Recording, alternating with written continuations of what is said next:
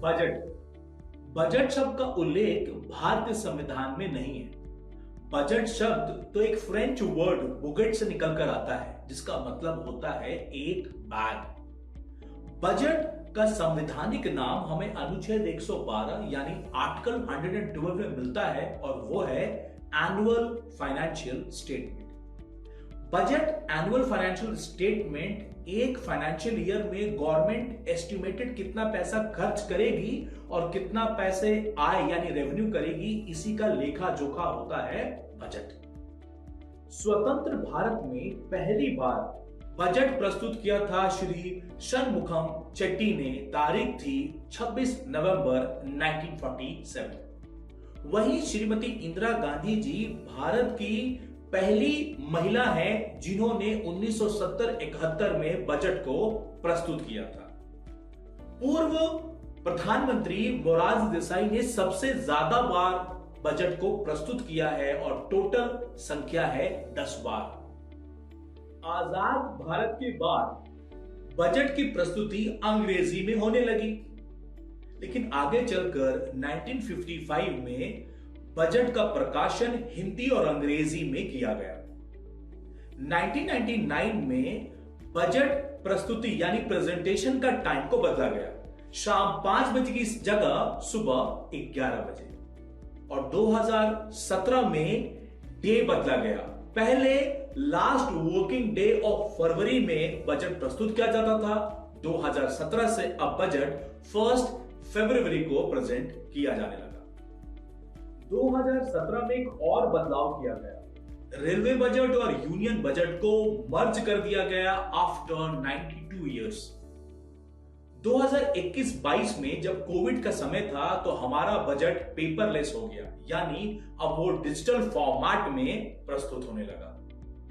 भारतीय बजट को 2 हिस्सों में बांटा जा सकता है, receipt, expenditure, capital receipt and revenue receipt. Capital receipt का मतलब होता है कि गवर्नमेंट की एसेट्स में कमी आएगी और लायबिलिटी बढ़ेगी। उदाहरण के लिए sales of treasury bill, RBI से लोन लेना, किसी फॉरेन बैंक से लोन लेना या पब्लिक सेक्टर कंपनी को डिसइन्वेस्ट कर देना। वहीं रेवेन्यू रिसिप्ट की बात करूं तो ये एक फाइनेंशियल ईयर में एक गवर्नमेंट की आमदनी की बात करता है। टैक्स की बात करें तो income tax, corporate tax GST, और नॉन टैक्स रिसीट्स की बात करूं तो फाइन्स, ग्रांट्स एंड डोनेशंस। दूसरी तरफ expenditure, capital expenditure, revenue expenditure.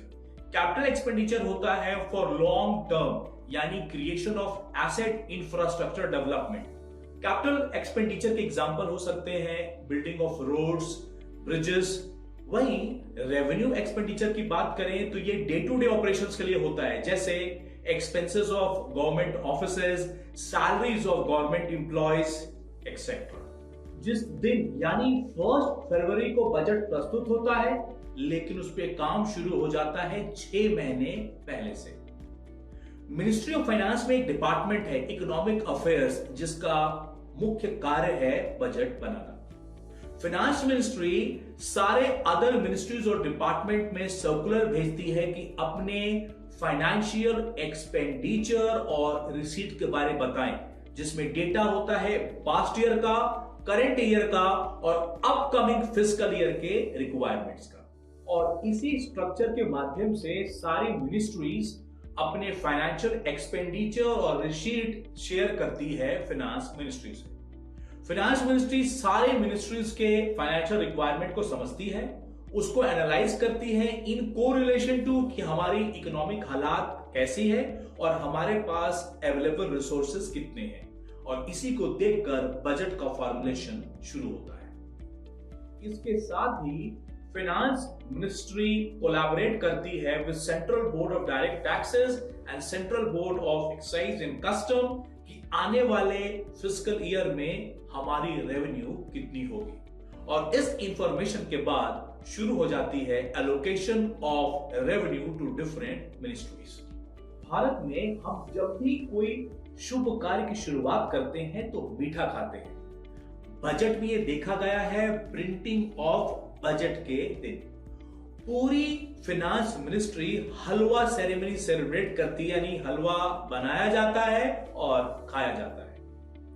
एक महत्वपूर्ण बात, जो भी स्टाफ फाइनेंस मिनिस्ट्री का बजट बना रहा होता है, वो जब तक बजट बन नहीं जाता फाइनेंस मिनिस्ट्री की प्रेमाइसेस में ही रहता है। 1 फेब 11 बजे बजट को प्रस्तुत किया जाता है, यानी होता है बजट स्पीच। लेकिन जिस वर्ष इलेक्शन होता है उस वर्ष 2 बजट पास किए जाते हैं। एक बजट इंट्रीम बजट होता है जो इस वर्ष का बजट है, और उसके बाद 2 से 4 महीने बाद जब इलेक्शन हो जाता है और एक पूर्ण बहुमत की सरकार आ जाती है, तो वो वापस से एक सेकेंड यूनियन बजट को पारित करती है।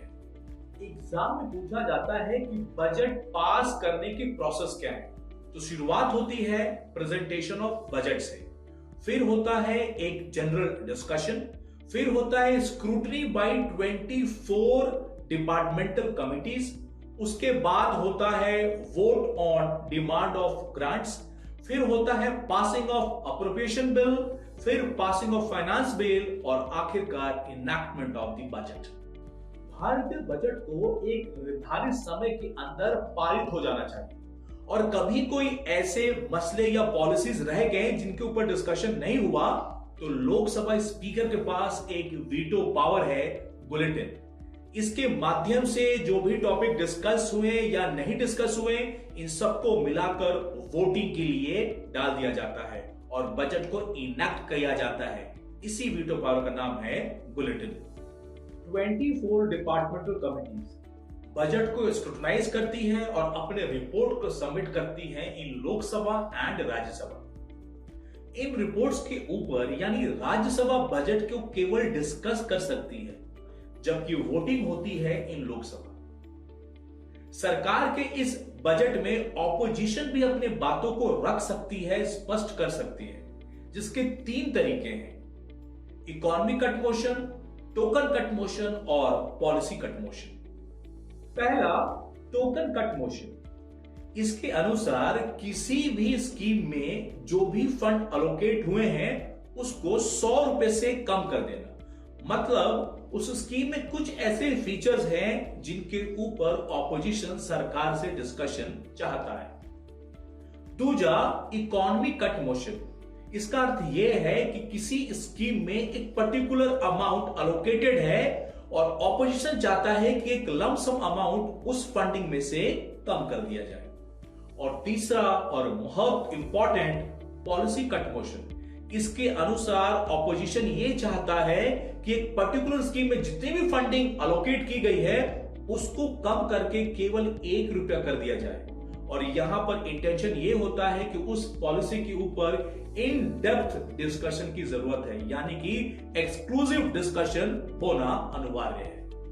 कुछ इंपॉर्टेंट आर्टिकल्स यानी अनुच्छेद जो बजट से संबंधित है। Article 110 money bill, article 112 annual financial statement, article 113 demands for grants, article 114 appropriation bill, article 265 no tax shall be levied or collected except by authority of law, article 266 no expenditure can be incurred except by authorization of legislature। इस video के माध्यम से हमने सीखा कि budget कैसे बनाया जाता है, प्रस्तुत कैसे होता है और आखिरकार किस तरीके से इनैक्ट किया जाता है। ऐसे ही वीडियोस के लिए सब्सक्राइब कर लीजिए Galaxy YouTube channel. Thank you.